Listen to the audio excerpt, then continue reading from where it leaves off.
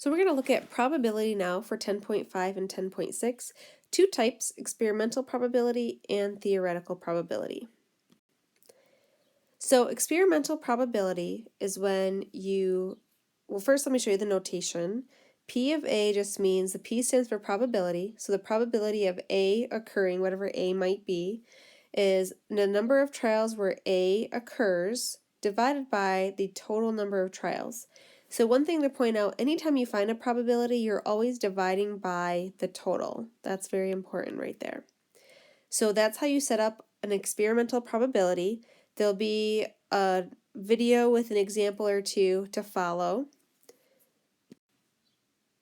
Let's get the theoretical probability in our notes, and then this actually is the last slide of the intro video, so this one's short and sweet. So a theoretical probability is where you're finding a probability in theory.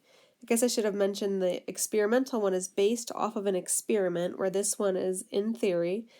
It looks very similar. You have the probability of something occurring, so the probability of A occurring.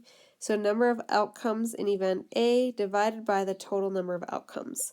So in the follow-up videos, I'll talk more about, the difference between the experimental and the theoretical. But as you can see, they kind of get set up exactly the same. Make sure you divide by that total.